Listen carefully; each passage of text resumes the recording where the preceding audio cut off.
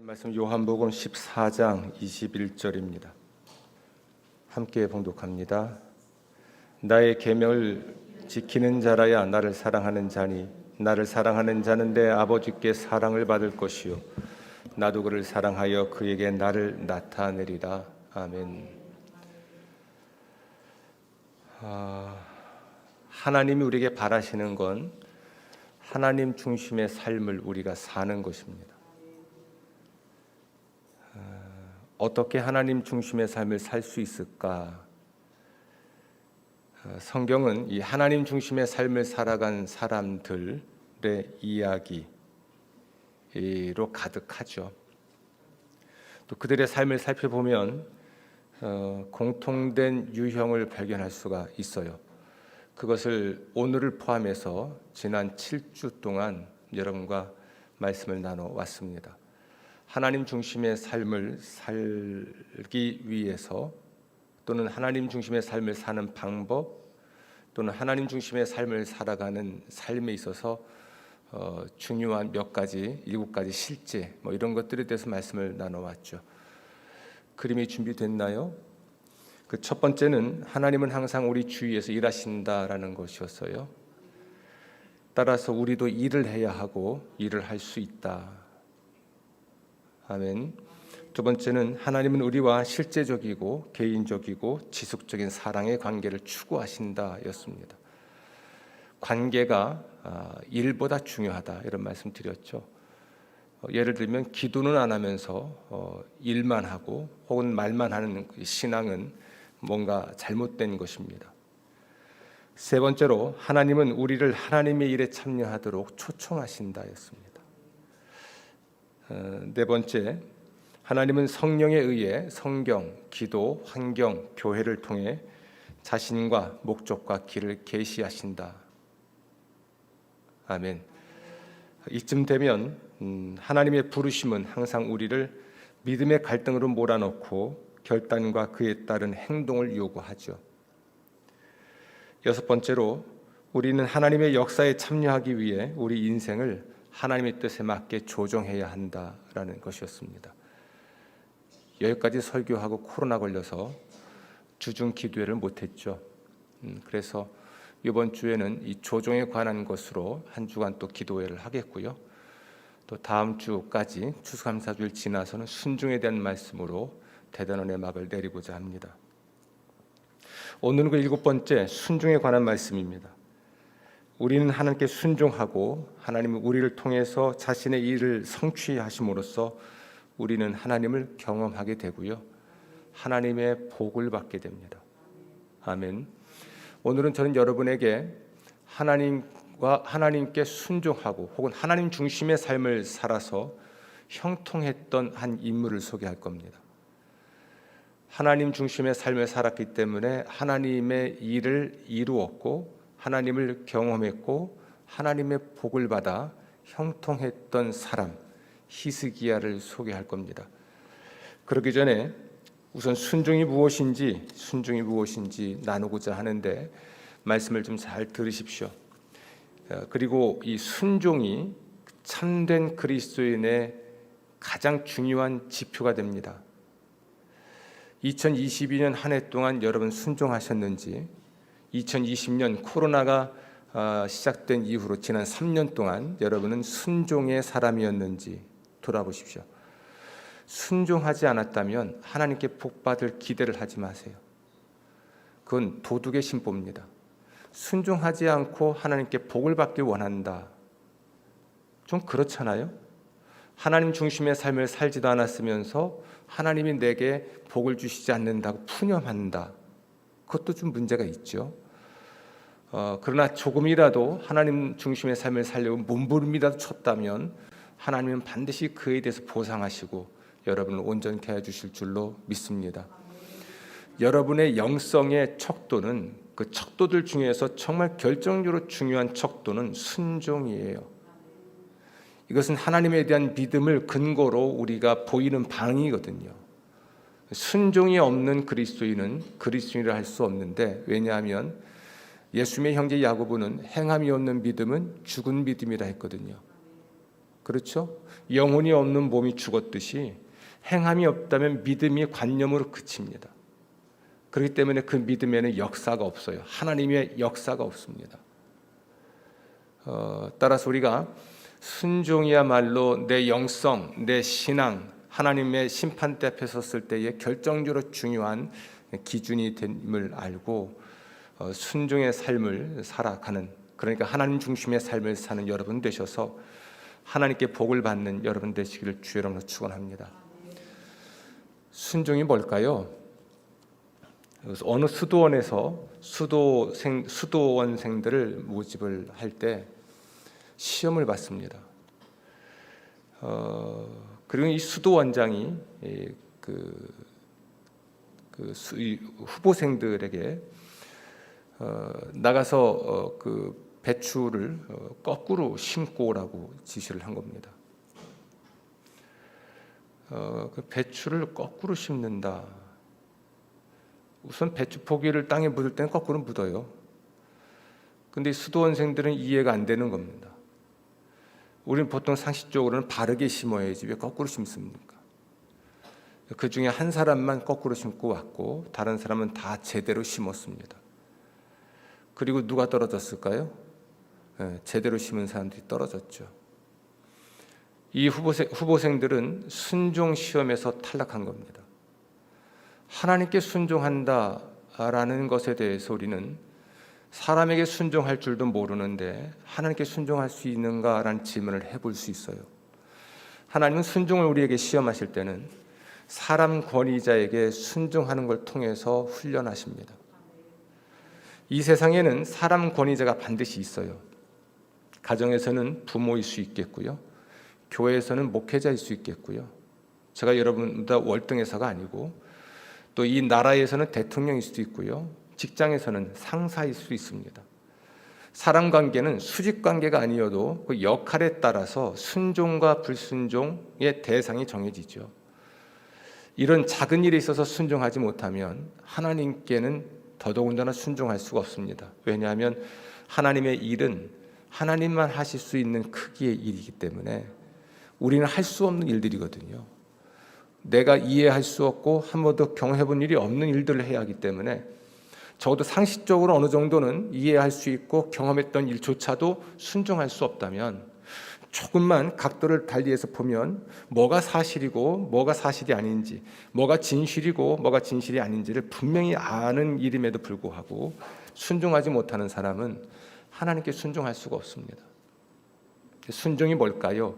예수님은 이런 차원에서 순종을 이해할 수 있는 비유를 하나 주셨습니다. 어떤 사람이 두 아들이 있어요. 맏아들에게 말하기를 오늘 포도원에 가서 일하라 라고 지시를 합니다. 이 맏아들이 그러면요 아버지, 그리고 가지 않았어요. 둘째에게 아버지가 또 이야기합니다. 오늘 들어가서 포도원에 가서 일을 좀 해야겠다. 싫어요, 바빠요. 그러나 후에 뉘우치고 포도원에 가서 일을 합니다. 우리 예수님이 질문을 하시죠. 누가 아버지의 뜻대로 한 사람이냐? 누가 아버지의 뜻대로 한 사람이죠? 비록 처음에는 싫어요 했지만 뉘우치고 포도원에 들어가 일한 아들이 아버지의 뜻대로 한 아들입니다. 순종이 뭘까요? 오늘 예수님은 부자지간의 관계를 통해서 말씀하시기를 아버지의 뜻대로 하는 것, 이게 순종입니다. 내 뜻이 아니라 아버지의 뜻, 세상 뜻이 아니라 아버지의 뜻대로 하는 것, 그분의 뜻대로 하는 것, 그분이 지시한 대로 하는 것, 이게 순종이에요.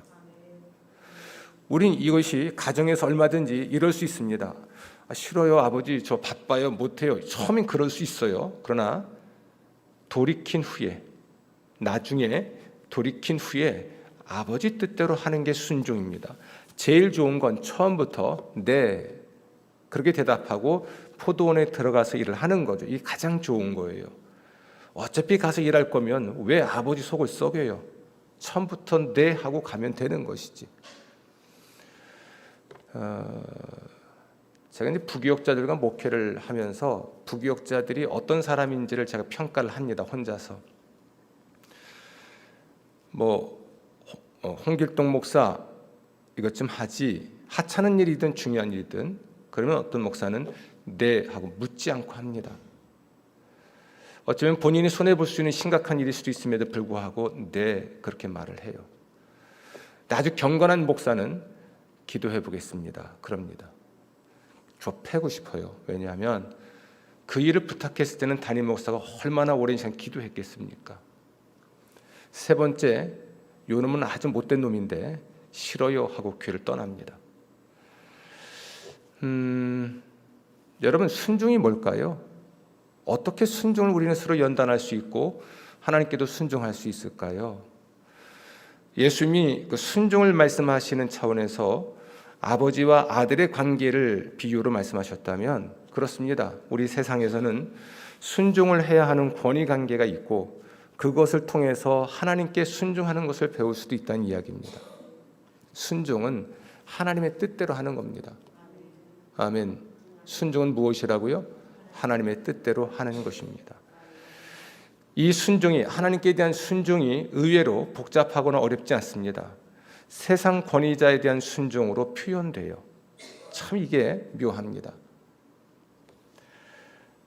제가 이 순종 훈련이 안 됐을 것 같아요. 예전에 우리 교회를 다녀갔던 송차원 목사님 밑에서 3년간 제자 훈련 받을 때 일이었습니다. 어느 날 갑자기 목사님이 이 선생 저쪽 가서 밥 먹어. 이제까지 담임 목사님, 교육전사님 그리고 저 셋이서 밥을 먹었어요. 상석에서. 그날따라 갑자기 이 선생 저 밑에 가서 먹어. 밑이 어디냐면 그냥 청년들과 함께 먹는 자리입니다. 제가 교육전사님보다 일을 더 많이 한 사람이거든요. 교회 학교도 맡아 했고 차량 운전도 했고 예배의 찬양인도는 제가 다 했고 철야인도 찬양인도 다 했고 온갖 잡일은 다 했는데 내가 뭘 잘못해서, 근데 그렇게 서러운 거예요. 나중에 알았습니다. 저의 순종을 훈련하거나 또는 연단하는 스승의 배려였던 것을 알았습니다. 제자 훈련을 받는데 그 목사님이 야, 너 나가 했습니다. 그 야, 너는 나이가 22살에 된 여자 청년입니다. 야, 너 나가. 나가는 거예요. 그리고서는 한참 제자 훈련하고 있는데 밖에서 아멘, 아멘 소리가 나오는 겁니다. 나가긴 나가는데 어디 나갔어요? 문 밖에서 무릎 꿇고 배운 거예요. 그게 순종이에요. 잘못한 게 있어서 쫓겨는 났으나 도망가지 않고 문 밖에 무릎 꿇고 앉아서 끝까지 제자 훈련 과정에 참여하는 것. 아멘. 이런 순종이 가능할까요? 순종은 아버지의 뜻대로 하는 것인데 우리가 하나님의 뜻을 아는 일에 얼마나 힘을 쓰고 이미 알고 있는 뜻에 대해서는 순종하고 있나요? 우리는 하나님께 특별한 뜻을 구할 필요도 없는 하나님의 뜻이 있습니다. 그 중에 대표적인 것이 십계명이죠. 사람을 죽일까요 말까요? 여쭤볼 것도 없습니다. 살인하지 말라는 주님의 뜻이 있기 때문에 우리는 원론적으로 순종할 수 있고 순종해야죠. 이미 그 질문을 하는 과정 자체에는 순종의 망설임이 있는 겁니다. 할까요 말까요? 기도해 보겠습니다. 생각해 보겠습니다. 고려해 보겠습니다. 네, 제가 받은 훈련의 경험이나 또 제가 경험했던, 지켜봤던 어느 후배죠. 후배의 순종이나 또 목회를 20여 년간 우리 교회 와서 20년간 목회하면서 저 스스로도 그렇고 또는 여러분과 관계에 있어서 그렇고 순종에 관한 문제로 고민을 할 때마다 순종이 뭘까? 이게 얼마나 심각한 걸까를 깊이 생각해 봤습니다. 순종, 우리 기독교인들에게 있어서는 절대적으로 중요한 것이 이 순종이고 내 영성이 내가 참된 그리스도인인가를 가늠해 볼 수 있는 이 규범 중에 규범이 순종이라는 것을 마음에 새기십시오. 여러분은 순종의 사람입니까? 아니면 저항의 사람입니까? 저항, 그러면 저만큼 저항적인 사람은 없는 것 같습니다. 남들 다 짜장면 시키면 혼자 짬뽕 시켜 먹는 사람, 남들 다 오른쪽 가면 혼자 왼쪽 가보는 사람, 남들 가지 말라는 길 막아놓으면 괜히 넘어가 보고 싶은 사람, 단순한 호기심이 아니라 그런 정도는 뛰어들어 보는 사람이 적거든요. 모험을 좋아하고요. 그러나 그런 불순종을 통해서 얻은 결과는 좋지가 않았습니다. 두 번째는 순종이 무엇인지를 말씀을 드렸는데 순종의 중요성을 말씀드려 보겠습니다. 다른 누구를 말하기 이전에 로마서 5장 19절은 순종의 심각성을 이렇게 말합니다.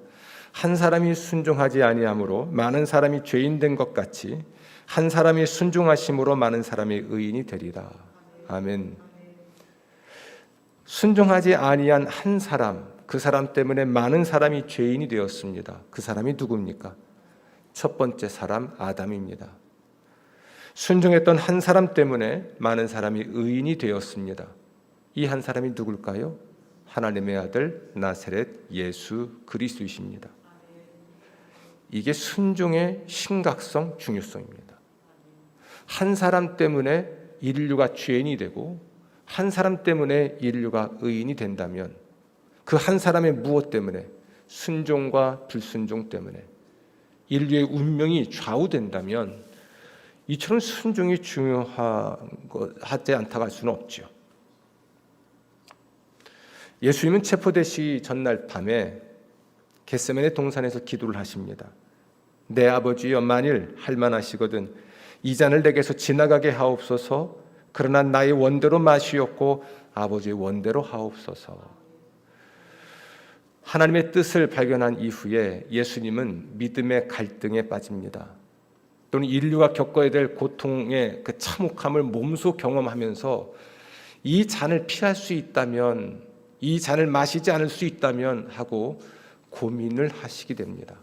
그 잔이라는 것은 십자가에 못 박혀 죽임을 당하는 것이었습니다. 그것은 아버지가 쥐어준 잔이에요. 아버지가 내 잔에 술을 따라 주셨는데 십자가에 못 박혀 죽임을 당하라는 것이었습니다. 참 잔혹한 거죠. 이걸 피할 수는 없을까? 이 잔을 마시지 않을 수는 없을까? 고민하는 예수님의 그 마음 깊은 곳에는 아버지 원대로 하시옵소서. 이 마음이 있었습니다. 내가 바라는 것이 있으나 아버지가 바라시는 대로 하십시오. 그리고 결정적으로 믿음의 갈등의 순간에 자기의 삶을 조정하고 십자가에 못 박혀 죽임을 당하는 일을 선택하십니다. 그리고 아무런 저항도 없이, 아무런 도전도 없이, 아무런 원망도 없이 십자가에 못 박혀 죽임을 당하셨죠. 이것을 사도 바울은 죽기까지 복종하였다라는 표현을 사용합니다. 언제까지? 죽기까지 복종했다.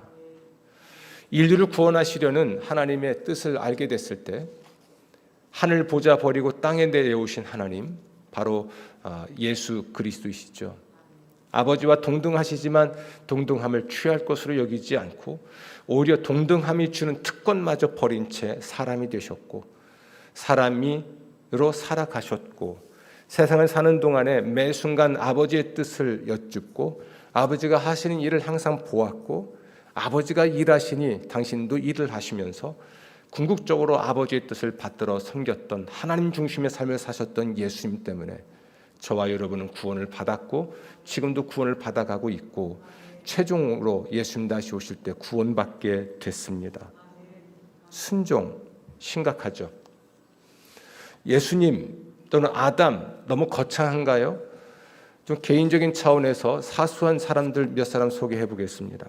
노아, 그는 보이지 않는 일에 경고하심을 받았을 때 하나님을 경외함으로 방주를 준비하는데요. 히브리서 말씀은 놀라운 말씀을 기록합니다. 아직 보지 못하는 일에 경고를 받았을 때 하나님을 경외함으로 방주를 준비하여 가족을 구원하였습니다. 하나님의 경고를 받았습니다. 그런데 그것이 보이지 않는 일이에요. 그런데 그 일이 이루어질 줄로 믿었습니다. 왜냐하면 하나님이 말씀하신 것이기 때문에 이루실 것을 믿었기 때문이죠. 그리고 그는 방주를 준비합니다. 하나님이 말씀해 주신 모양대로 방주를 준비하죠. 그의 믿음의 갈등의 순간에 이제는 방주를 불쑥 끼어들어온 것 같은 방주를 준비하는 일을 위해 자신의 시간을 씁니다. 바로 그 일을 중심에 두고 이제까지 일상 속에 없었던 일이지만 갑자기 끼어들어온 듯한 하나님의 일, 하나님의 뜻을 삶의 중심에 두고 자신의 모든 시간을 다시 어레인지를 다시 합니다. 리어레인지 합니다. 그것이 가족들은 이해할 수 없는 일이었고 노아에게는 어쩌면 불편한 일이었겠죠. 삶을 조정한다는 것은 그래요. 그러나 그 결과로 가족을 구원합니다. 아버지의 순종이 가족의 구원이 돼요. 아멘. 여러분 자신의 순종이 가족의 축복이 될 수도 있고 저주가 될 수도 있습니다. 정반대의 사람을 한 명 소개해 볼까요? 아간은 어땠습니까? 이스라엘 민족이 요단강을 건너가서 첫 번째 전쟁을 하게 되는데 그것이 여리고성 전투입니다. 이 전쟁의 승리는 이후에 있을 가나안 정복 전쟁의 승리를 보장하는 첫 열매로서의 승리였습니다. 따라서 여리고성에서 획득한 모든 전리품은 하나님께 바쳐야만 했습니다. 이후에 여호수아와 이스라엘 민족이 가나안을 정복하고 나서 얻은 전리품은 일정 부분 나눠 가질 수 있었지만 여리고성 전투는 달랐어요. 첫 전투였고 그날의 승리는 이후의 승리를 보장하는 첫 열매로서의 전투였기 때문에 전리품은 어느 것도 가지면 안 됩니다. 아간이라고 하는 사람이 욕심이 났습니다. 그래서 외투, 금, 은을 몰래 가져다가 자신의 오늘날로 말하면 자기 집에 금고겠고 그 당시 말하면 자기의 장막에 집에 땅을 파고 숨겨두었습니다. 아간, 그의 욕심이 초래한 결과는 참혹했습니다. 여리고성 다음에 아이성 전투를 벌여야만 했는데 그 전투에서 36명이 죽습니다. 아간의 불순종이 하나님의 백성들이 두 번째 전투에서 패전하고 아까운 목숨 36명이 죽어요. 그리고 그들의 마음이 물녹듯 녹았습니다. 이것은 전투 의욕을 상실해버린 겁니다. 그러니까 공동체 전체의 마음을 녹여버린 겁니다. 의욕을 상실하게 만들고 전투를 할 수 없게 만들어놨죠. 그리고 또 한 가지 비극은 이 사실이 하나님의 섭리로 발각이 됐고 따라서 그의 가족들, 아들, 딸, 아내, 집에서 있던 종들, 가축들 모든 것이 아골골짜기에서 돌에 맞아 그리고 불에 타서 소멸되고 맙니다. 그래서 아골골짜기라는 것이 괴로움의 골짜기라는 이름을 갖게 된 이유가 거기에 있습니다. 아버지였던 한 사람의 불순종이 가져온 것, 또 아간이라는 한 병사가 한 사람이 가져온 불행은 생각보다 심각했죠. 노아, 한 아버지의 순종이 가족 전체의 구원이 되었고 하나님이 물로 세상을 심판하신 이후에 또 다른 세상을 만들어갈 때 인류의 기원이 되는 복이 되었죠. 그러나 한 사람의 불순종은 가족 전체의 멸망이 되었고 그리고 백성 전체들을 위기로 몰아넣는 사건이 됐습니다. 그 탐욕스러움 때문에. 순종 중요합니까? 중요합니다. 매우 중요하죠. 비슷한 상황이 벌어지는데요. 사울이라고 하는 왕은 이스라엘의 초대 왕입니다. 그가 아말렉과 전쟁을 하고 승리를 한 후에 어떤 전리품도 소유하지 말 것을 하나님이 경고하셨습니다. 그러나 그는 전리품 중에서 나쁜 건 다 죽이고 불태우고 좋은 것만 남겨둡니다. 그리고 핑계대기를 하나님께 제사하기 위해서 그리했다고 말을 하죠. 이때 유명한 말이 나옵니다. 순종이 제사보다 낫습니다. 불순종은 우상 숭배와 같습니다. 자, 순종이 뭐보다 낫습니까? 어떤 종교 의식보다 하나님의 뜻을 알고 받드는 것이 낫다는 거예요. 중요하다는 겁니다. 자신의 탐욕을 채우기 위해서 제사를 핑계대는 종교 의식을 해버리는 그것으로 뭔가를 가려버린 쇼윈도적 신앙생활은 우상 숭배와 같은 겁니다. 하나님을 섬긴 것이 아니라 자기 자신을 섬긴 것이죠. 그 결과 사울은 왕위를 빼앗깁니다. 물론 그는 살아생전 왕이었지만 그의 아들들이 왕위를 계승하지 못하고 다윗이라는 사람이 그의 왕위를 대신하고 이후에 이스라엘 나라의 왕은 다윗과 그의 후손들이 자리를 차지하게 됐죠. 아버지 사울의 순종이 또는 불순종이 가족의 미래를 결정짓게 됐습니다. 다시 한번 여쭤봅니다. 순종 중요합니까? 불순종 심각한가요? 우리 신앙생활의 가장 중요한 척도 그건 무엇일까요? 순종입니다. 그래서 설교를 시작하기 전에 조금 무례하게 말씀드린 겁니다. 순종하지 않고 하나님이 내게 복 주시지 않는다고 말하는 건 도둑의 마음이다. 하나님은 공의로우신 분입니다. 그래서 2022년 한 해를 돌아보십시오. 여러분이 받은 은혜와 복이 있다면 여러분의 순종에 대한 하나님의 축복으로 저는 믿고 있습니다. 다음 주 추수감사주일에 3배나 감사하십시오. 감사 3배 해도 굶어 죽지 않습니다. 지난 3년 코로나로 인해서 얼룩진 지난 3년을 돌아보면서 지금 이 자리에 앉아 예배를 드리시는 여러분 감사하십시오. 이 또한 기적일 수 있습니다. 제게는 2022년이 매우 특별해요. 정말 오랫동안 기대했고 꿈꿨던 본관 전체 리모델링을 마치고 쉴까 했는데 암 진단 받고 검사하느라고 2달 보내고 수술 받고 이것이 양성이라는 판정을 받고 은혜를 경험했죠. 그리고 회복을 하고 좀 나아질만 했더니 남들 다 걸렸다는 코로나 뒤늦게 걸려서 지금 고생했지만 의사한테 문의를 했더니 3일 지나면 감염력은 없으니까 예배드리러 가도 된다고 해서 나왔습니다. 그러고서 이제 추수감사주일을 맞이하는 거예요. 그리고 대림절입니다. 교회력에 의하면 새해를 시작합니다. 집에서 격리에 있으면서 많은 생각했습니다. 죽음과 애도에 대한 강좌를 신청해 놓은 게 있는데 그동안 밀려서 한 번도 못 들었는데 다 들었습니다.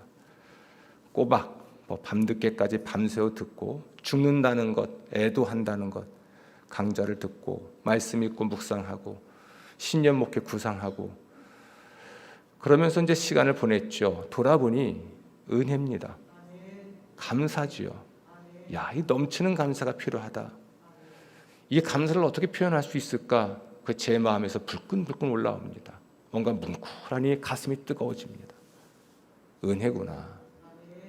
내가 살아있고 그래서 아프다 끙끙댔더니 집사람이 한 방 쏩니다. 아프다는 건 살아있다는 증거니 이렇게 저 여자가 예언자 같아요. 그렇죠. 아프다는 걸 아프다고 푸념댔더니 아프다는 건 살아있다는 증거니 감사하라고. 아주 긴 등산에 지쳐가지고 태우러 오라고 했더니 파이팅 하는 여잔데 다시는 그 앞에서 어리광도 못 부릴 것 같습니다. 감사죠. 감사. 그러면서 제가 돌아봤습니다. 내가 순종한 일이 뭔가, 순종하지 못한 일은 뭔가, 순종의 대가는 무엇이었나. 조금 외람되지만 순종의 대가는 병이었고 그 이후에는 또한 치유의 은혜를 누리는 것이었습니다. 사람 비위 맞추는 목회, 바람 부는 대로 휩쓸려가는 목회, 그런 목회했다면 편했을 것 같아요. 여러분들이 원하는 걸 해주는 목회, 여러분의 필요, 여러분이 원하는 건 모르지 않는데 고집스럽게 한 길 가는 게 쉽지 않았거든요. 지금도 마찬가지고요. 순종은 대가가 따릅니다. 뭔가 삶을 조정해야 되고 뭔가 누리지 않아야 되거나 못하게 되고 심각한 저항, 반대에 부딪히게 되고 그것 때문에 밤새 고민하고 잠 못 자고 밥 못 먹고 시름시름 앓다가 죽을 병도 걸리고 그래서 문득 이미 고인이 되신 옥하는 목사님이나 하용주 목사님을 생각해 봤습니다. 과거에 온누리교회의 하용주 목사님이나 사랑의 교회의 우리 옥하는 목사님 그리고 지구촌교회 이동원 목사님을 한국교회 3인방이라고 그랬습니다. 근데 두 분은 일찍 세상 떠났습니다. 암으로. 한 분은 지금도 목회를 하고 계시고요. 나름 한국교회에 기여하고 계신 분들이 분명합니다.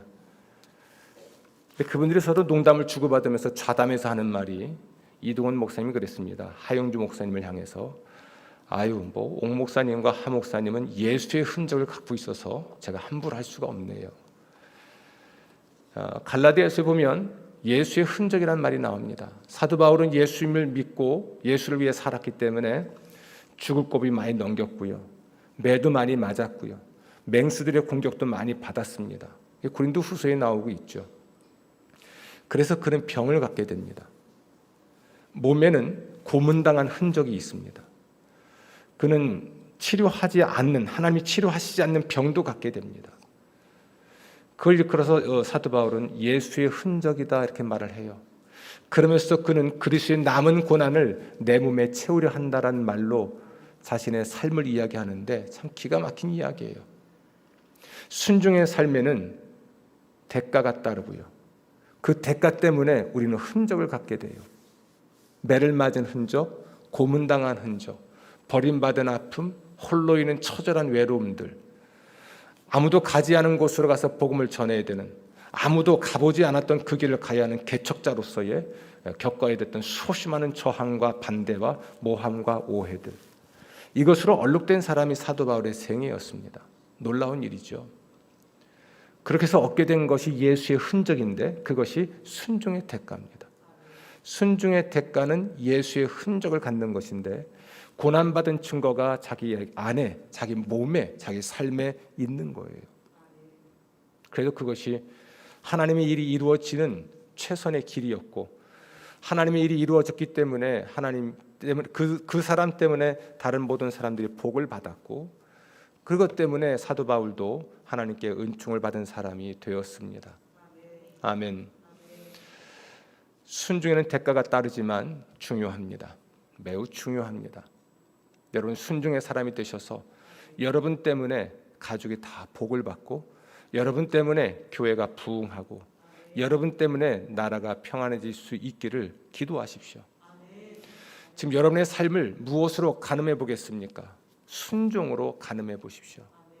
그러면 분명해질 것입니다. 오늘 남은 시간은 히스기야를 좀 소개하려고 합니다.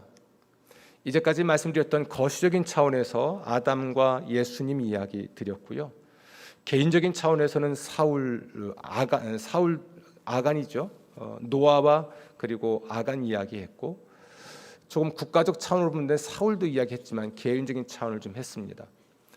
히스기야를 잠깐 소개하려고 합니다.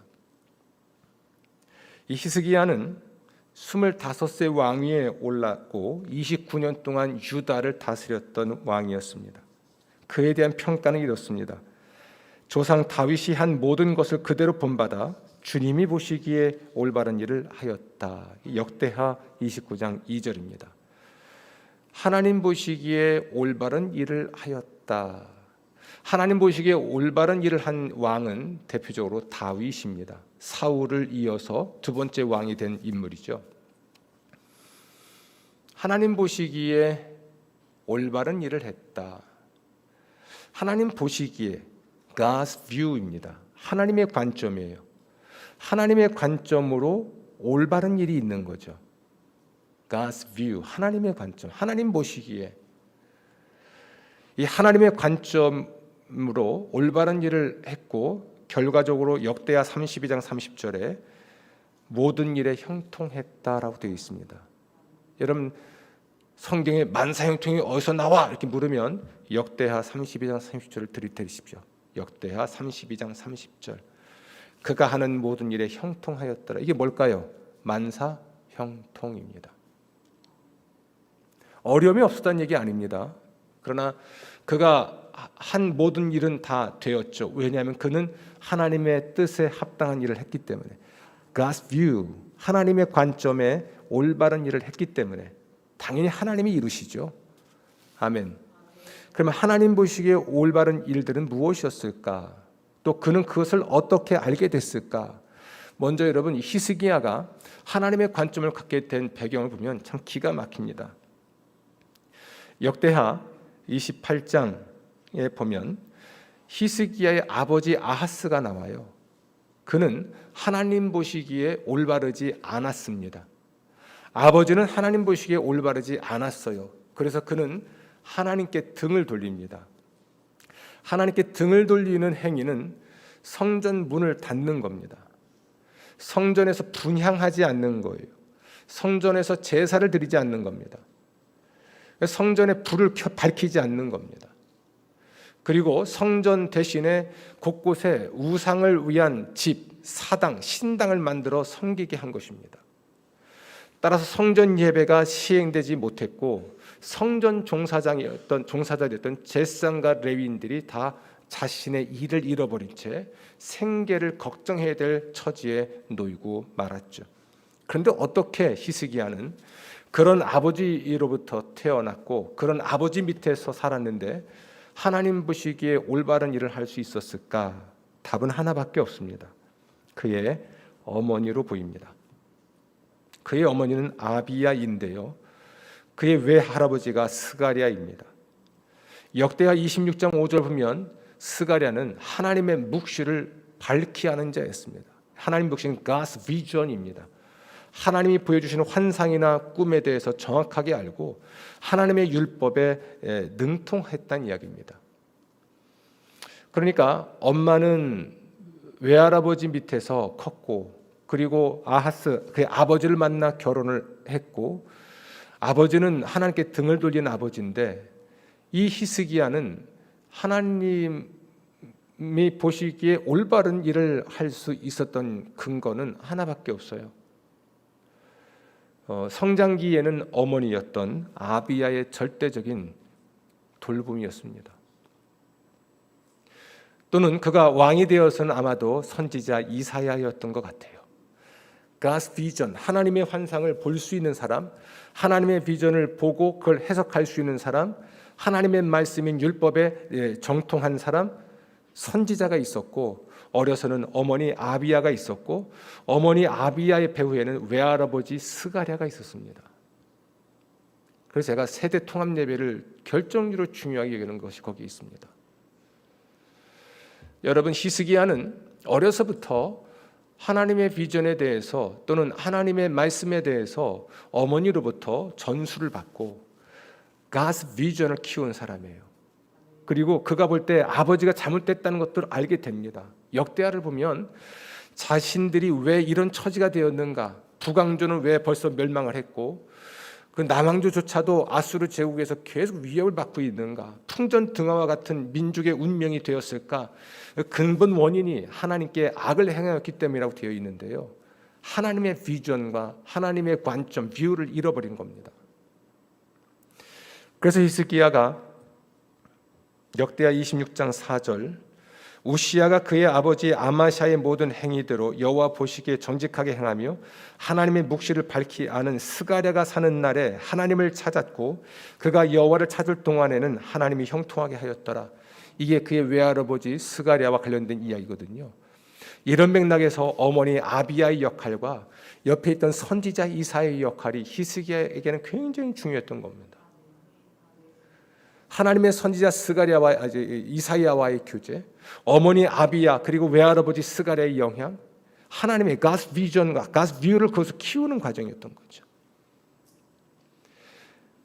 왕이 되었습니다. 아버지가 죽고 나서 한 나라의 왕으로 그 나라를 통치할 때 그는 하나님과 언약을 세우기로 뜻을 정합니다. 왜냐하면 자신들의 불행의 원인은 불순종에 있다고 판단했기 때문에 그래요. 아버지의 불순종이 국가의 위기를 가져왔고 아버지의 아버지, 그 아버지의 아버지, 그 조상대대로 하나님께 순종하지 않아서 그들이 지금 불행하게 되었다는 결론을 내립니다. 그리고 하나님의 뷰, 하나님의 관점을 가지고 문제를 진단한 후에 조정하기 시작하죠. 생각해 보십시오. 아버지가 버려놓은 일을 뒤습한다는 건 보통 일이 아닙니다. 그는 우선 성전 예배를 회복하기 위해서 제사장과 레위인들을 소집해야만 했습니다. 아버지 때에는 성전 일이 없어서 생계와 생활 자체가 불가능했고, 따라서 율법의 일이 된 제사의 일을 하지 않았던 제사장과 레위인들이 없어져 버렸어요. 그들을 불러 모아서 그들을 성결케 하고, 그 다음에 제사장과 레위인들만이 들어갈 수 있었기 때문에 성전을 그들을 통해서 정결케 합니다. 아버지가 세워놨던 우상들 다 없애버리고 닫았던 성전 문 열고 대청소하고, 그리고 다시 분향하고 불을 밝히고 거기서 제사를 드릴 준비를 하고 다시 성전 봉헌식을 합니다. 그런 후에 그가 유월절을 지킵니다. 유월절을 지킨다는 것은 하나님께 돌아가는 행위였습니다. 그들의 근본적인 뿌리는 이집트에서의 탈출이었습니다. 하나님은 이스라엘 민족들에게 3대 명절을 이야기하면서 반드시 지키라고 했죠. 유월절이 있었고 초막절이 있었죠. 그리고 77절이 있었습니다. 1년에 3번 성인 남자는 반드시 성전에 와서 이 절기를 지킬 것을 명령했으나 그들의 타락의 근거는 하나님의 절기를 지키지 않는 겁니다. 성전 예배를 드리지 않는 것, 하나님의 절기를 지키지 않음으로써 하나님의 은혜를 잊어버리는 것이었습니다. 성전을 정화한 후에 성전 봉헌식을 다시 하고 거기서 유월절을 지킴으로써 하나님께 그들은 돌아옵니다. 그리고 11조와 봉헌물을 다 모읍니다. 왜냐하면 제사장과 레위인들이 성전 일에 종사해야 하기 때문에 이제까지는 11조라는 걸 바치지 않았습니다. 11조나 봉헌물이 있어야 제사장과 레위인들이 오직 제사를 지내거나 오직 율법을 연구한 일에 전념하잖아요. 11조를 모아서 성전 창고에 모은 후에 제사장과 레위인들의 생활과 생계를 책임져 주면서 그들이 성전 일에 전무했을 때 예배가 회복되고, 아멘, 절기가 회복되고, 그럼으로써 그들은 다시 승승장구하고 성경의 기록에 의하면 아수르 제국의 영향을 받지 않고 바벨론이나 이집트의 영향을 받지 않은 채로 마침내 견고한 나라를 만들게 됩니다. 아멘. 히스기야, 그는 하나님의 관점을 키웠고 그 관점에 비추어서 하나님의 관점에 비추어서 나라를 평가하고 그리고 다시 그 하나님의 뜻에 맞는 나라를 만들기 위해서 국가를 전체적으로 그 구조 자체를 조정을 해버립니다. 그리고 그 일이 지속될 수 있도록 대안을 마련하고 드디어 예배 개혁을 통해 국가의 부흥을 가져오게 됐죠. 한 사람의 순종이 얼마나 많은 일을 할 수 있을까요? 히스기야가 쉬었을 거라고 생각하지 마십시오. 아버지와 그 아버지들이 망가뜨려 놨던 이 백성들의 정신을 뜯어 고친다는 거 쉽지 않습니다. 히스기야가 유월절을 지키자라고 했을 때 많은 사람이 조롱했습니다. 사내립이 침공해서 그 나라를 위태롭게 했을 때에도 많은 사람이 비웃었습니다. 하나님을 의지하자, 하나님께 기도하자, 이런 요청을 하고 히스기야도 이사야도 하나님께 나가 기도하는 예배 운동, 기도 운동을 펼쳤을 때 움직이지 않는 사람들이 더 많았습니다. 히스기야를 제가 읽으면서 마음 깊이 남았던 하나가 있습니다. 성심이 있는 사람. 이 성심은 말 그대로 성실한 마음인데요, 성심이 있는 사람, 성심을 다하는 사람, 제사장과 레위인 중에서도 이스라엘 백성들과 관원들 중에서도 성심, 마음의 성심이, 이 충실함이 있는 사람들이 히스기야의 개혁에 동참을 합니다. 하나님이 시작하신 일이고 성령의 감동이 있었고 그들은 성심을 다해서 성전을 정화하고 성전 예배를 회복하고 유월절 절기를 지키고 성전에 모여 기도하고 제사장과 레위인들, 성전 종사자들이 오직 말씀과 기도 사역에 전념할 수 있도록 모든 것을 베풀어 주고 하는 이 일을 함께 했던 것이죠. 제가 기도했어요. 하나님, 성심 있는 사람을 붙여주십시오. 하나님의 영에 감동된 사람이 한 사람만 있으면 되겠습니다. 성심을 다하는 한 사람이 역사를 어떻게 바꿀 수 있었을지 우리 성경 역사나 인류 역사를 봐도 알 수 있지 않습니까? 오늘 얘기를 마무리하겠습니다. 지난 7주간의 설교를 마무리하는 날이기도 합니다. 다소 길어지긴 했는데요, 하나님의 관점을 키우는 건 매우 중요합니다. 여러분은 하나님 중심의 삶을 살아야 될 분들이세요. 하나님, God-centered life, God-centered life, 하나님 중심의 삶, 이걸 위해서는 God's view, 하나님의 관점을 가져야 됩니다.